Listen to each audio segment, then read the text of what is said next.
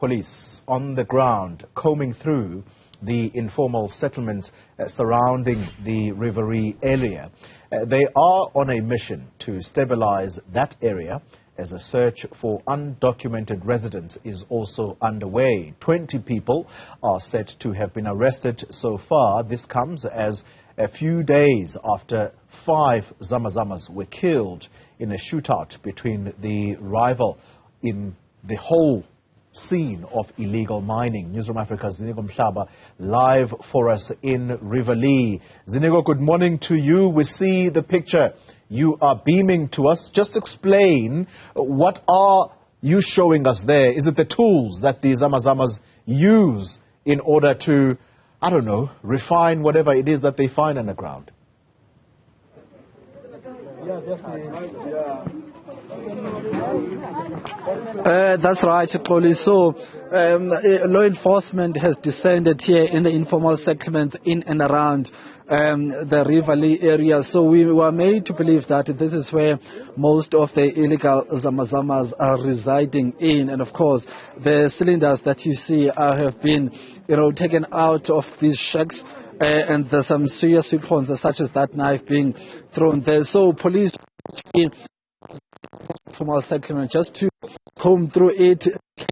They find any dangerous weapon, but anything that can be linked to the illegal mining operations. As I said earlier on, these are some of the cylinders which law enforcement officers took out of these informal settlements. And of course, I think it's a joint operation between various law enforcement agencies. I see members of SAPS, members of the Johannesburg Metro Police Department as well. So it's been a long morning. And we were told that so far 20 people have been arrested just this morning through this particular operation. So that's the situation here. And of course, there is a local councillor who's here who might give us a sense of how important this operation is, but whether such operations can be effective or not. So this is the situation. And I can tell you, in terms of movement, it's going to be very, very difficult for any law enforcement vehicle to drive around these communities should there be any need to arrest anyone on agent basis, or if for any emergency vehicles to come and provide health service to this particular community, because there's literally no space at all to maneuver around. It's difficult even for individuals to walk around. Let me bring in the ward councillor here to give us a sense of how difficult it is, my brother, for these residents who are residing in this particular area to find any emergency service, whether it's the police or even health services. But also talk to us about these operations, these tools that we see here on your picture. I can tell you, my brother, it's very, very, very difficult to access this informal settlement, Zamimpilo. With our emergency, if a car cannot make a U-turn, that place is very much dangerous. So you can see these streets, they are very narrow. Because Zamimpilo, the time my father was staying here, Zamimpilo was not so congested like this. There was control, there was a committee that was dealing with how people should structure their shacks. But now you can see it's just full, I can say 80% is foreign nationals, and then they are doing as they wish. So that's why we're saying Zamimpilo needs to be removed. It's a category C, informal settlement, that needs to be relocated somewhere, because this place, you cannot put service stands, anything as a city, it must be totally relocated. Talk to us about the illegal mining and the operations.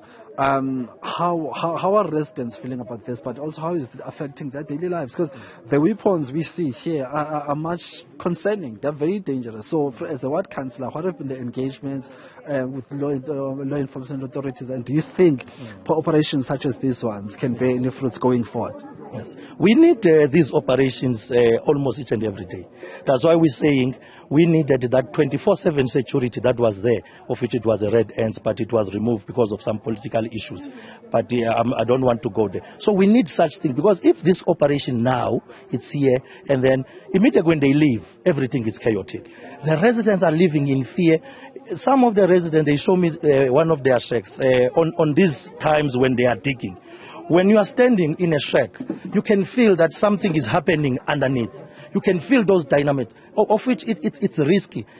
when they are shooting each other, bullets are flying through the shacks of the residents. So it's dangerous in a way that I cannot even explain it. But we did have some engagement with the MEC Faith Mazibuko. We did several operations here.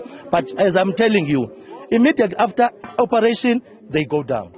So how you will always be chasing. So the best solution is to have a 24/7 army, put it, barricades as Zamimpilo, and then human settlement must come in and move people to RDP houses. And then Home Affairs must come in and take their people, you see. So we need that joint operation. Thank you very much, Councillor, for your time. That's the councillor of these local informal settlements. You can see there, law enforcement officers taking these cylinders. They are called in local language penduka. So that's what they use to grind and to process anything, any mineral that they're able to get their hands on. So this is the situation. But also, as we are walking around here, the issues of service delivery is very, very concerning, because as you can see, there's sewage spilling around here, and as we see that gentleman being asked to drag those cylinders on that particular trolley. The committee members are just standing by watching the situation unfolding. As we were talking to them off camera, they were very happy to see police officers, especially women who are living in this particular area. They are saying that they live in fear on daily basis, but also trying to find any form of safety. But they are saying that, as the councillor said, that this is just helpful on temporal basis, because once the law enforcement officers leave this particular area, it's back to square one. Operations continue.